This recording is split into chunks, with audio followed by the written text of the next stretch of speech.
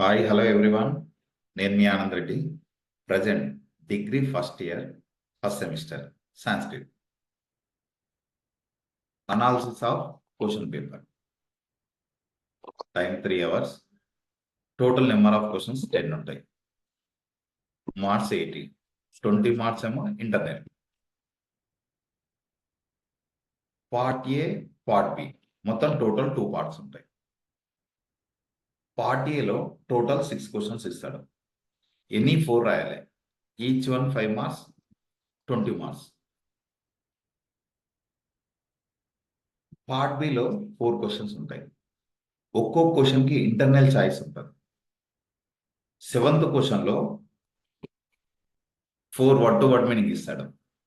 Poems any 2 పోయమ్స్కి word to word meaning రాయాలి. అలా ఇంటర్నల్ చాయిస్ ఉంటుంది. అట్లా ఒక్కొక్క దానికి 15 marks, total 60 marks part B. మనం ఎలా ప్రిపేర్ కావాలంటే పార్ట్ బిలో ఏదన్నా లెసన్ చదివినాం అనుకో, ఏదన్నా టాపిక్ ఉంటే అది పార్ట్ ఏలో కూడా కవర్ కావాలి. ఫస్ట్ మనం చేయాల్సింది 10th క్వశ్చన్. 10th క్వశ్చన్ ఏదంటే సందులు. ఈ సందులు చదివితే మనకి 10th క్వశ్చన్ ప్రిపేర్ అయితే మనకు 6th క్వశ్చన్ కూడా అవుతుంది. ఇది కూడా సేమ్ సందులే. ఇది ఎలా ఇస్తారు ఒకసారి క్వశ్చన్ పేపర్ చూడండి. ఇది question paper. First 10th bit. 10th బిట్లో టోటల్ 10 ఇచ్చేడు సందులు. డిజైనింగ్ ఇచ్చేడు. మనం జాయిన్ చేసి సంది పేరు రాయాలి. టోటల్ 10 ఇస్తే మనం పంచానాం 5 రాయాలి. Total 15 marks. అంటే ఇక్కడ 5 చాయిస్ ఉంది. ఇది ప్రిపేర్ అయితే మనకి ఎక్కడ కలిసి వస్తుంది? 6th question. 6th వరకు. 6లో ఏంది? సంధి విగడయత. అంటే ఇక్కడ జాయినింగ్ ఇచ్చిండు, డిజైనింగ్ చేయాలి. 5 ఇచ్చిండు, 5 రాయాలి. Each one 1 mark, 5 marks. ఒక సందులు మనం ప్రిపేర్ అయితే ఇవి 5 మార్క్స్, ఇవి 15, 20 మార్క్స్. అలా ప్రిపేర్ కావాలి. ఇవేమో జాయిన్ చేసి సంధి పేరు రాయాలి, అదేమో డిజైనింగ్ చేయాలి. Next 8th question. 8th one ఏంటంటే ఎల్ఏక్యూస్, లాంగ్ ఆన్సర్స్. ఇవి ఇంగ్లీష్లో కానీ తెలుగులో కానీ రాసుకోవచ్చు. డిగ్రీ ఫస్ట్ ఇయర్లో ఫస్ట్ సెమిస్టర్లో లాంగ్ ఆన్సర్స్ ఉన్న లెసన్స్ టోటల్ 2 లెసన్స్. ఈ 2 లెసన్స్కి 2 లెసన్స్ ఇస్తాడు. ఎనీ 1 రాయమంటాడు. ఒకవేళ మీరు ధర్మబద్ధ దవ్వారిక నేర్చుకున్నారనుకోండి, మీరు సెకండ్ క్వశ్చన్ నేర్చుకోవాల్సి వస్తుంది. ఎందుకంటే అది సేమ్ లెసన్. ఇదేమో అనటేషన్స్ రాయాలి. సందర్భం ఒక క్వశ్చన్ ఇస్తాడు, దానికి సందర్భం. 8th క్వశ్చన్లో ఈ లెసన్ నేర్చుకుంటే same writer introduction, same characters ఇక్కడ అనటేషన్స్లో కూడా రాసుకోవచ్చు. ఒకవేళ కృతజ్ఞనాశని కృతి ఇది నేర్చుకోవాలనుకున్నారు అనుకోండి, అప్పుడు మీరు నేర్చుకోవాల్సింది 5th క్వశ్చన్. ఈ 5th ఏంటంటే పోయం ఇస్తారు, దాని మీనింగ్ రాయాలి. సేమ్ లెసన్ కాబట్టి. ఓకే, మీ ఇష్టం. ఇదన్నా నేర్చుకోండి, ఇదన్నా నేర్చుకోండి. ఇది నేర్చుకుంటే దీంతో పాటు 5th క్వశ్చన్ నేర్చుకోవాలి, లేకపోతే ఇది నేర్చుకుంటే సెకండ్ క్వశ్చన్. ఎందుకంటే సేమ్ లెసన్ కాబట్టి ఈజీగా ఉంటుంది. నెక్స్ట్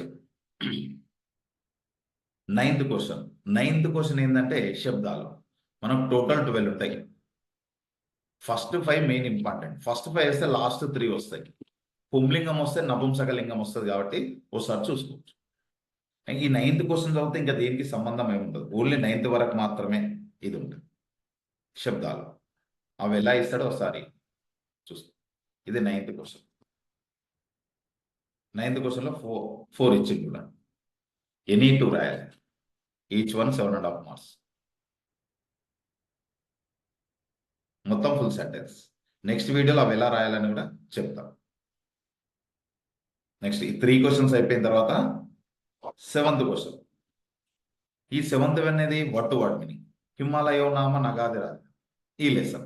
ఈ లెసన్లో మనం ఎన్ని నేర్చుకోవాలంటే ఫస్ట్ 8 పోయమ్స్. అంటే మీ దగ్గర ఉన్న సియా పబ్లికేషన్ కానీ ఇంకా ఏదన్నా మెటీరియల్ ఉంటే అందులో వర్డ్ టు వర్డ్ మీనింగ్లో ఫస్ట్ 8 ప్రిపేర్ అయినాం అనుకో బెటర్. ఇంకా అందులో నుంచే 2 వస్తాయి. ఎన్ని ఇస్తాడు మొత్తం ఏ 7th క్వశ్చన్ సంబంధించి అంటే 7th క్వశ్చన్లో ఒక 2 పోయమ్స్ ఉన్నాయి, ఇక్కడ 2 పోయమ్స్ ఉన్నాయి. మొత్తం 4 పోయమ్స్ ఇచ్చిండు. Any two word to word meaning రాయాలి. Any two, each one 7.5 marks, 15 marks. ఇలా ఓకే, ఈ 4కి 4 కంప్లీట్ అయ్యింది.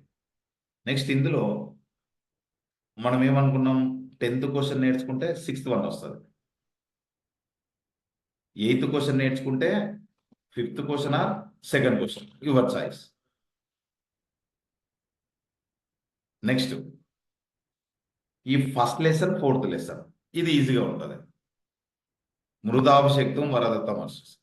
ఇది ఏంటంటే ఇక్కడ ఒక పోయం ఇస్తాడు, దాని భావం ఇంగ్లీష్ వాళ్ళు ఇంగ్లీష్, తెలుగు వాళ్ళు తెలుగు, రైటర్ ఇంట్రడక్షన్ రాస్తే దాని భావం ఈజీగా రాసుకోవచ్చు. అట్ ద సేమ్ లెసన్ ఇది ఏంటంటే అనటేషన్, సందర్భాలు. సేమ్ లెసన్ కాబట్టి same writer introduction, same lesson name, అవి అప్పుడు ఈజీగా అవుతాయి. ఇక్కడ మనకు 6లో మనం 4 రాస్తాం పర్ఫెక్ట్గా. అలా నేర్చుకున్నాం అనుకోండి బెటర్ ఉంటుంది. ఎప్పుడు కానీ దీన్ని చూసుకోవాలి, దీని ప్రభావం అన్నది ఎక్కువ ఉంటుంది. దాన్ని చూసుకొని ఇక్కడ ప్రిపేర్ అయ్యారనుకోండి బెటర్. నెక్స్ట్ వీడియోలో ఏదంటే క్వశ్చన్ పేపర్ ఎట్లా వస్తుంది, మనం ఎట్లా రాయాలి, ఒక రాసిన పేపర్ మీకు నేను చూపిస్తాను, దాన్ని ఎలా కరెక్షన్ చేస్తారు, మార్క్స్ ఎలా వేస్తారు. ఓకే, దీని ప్రకారం ప్రిపేర్ అయ్యండి.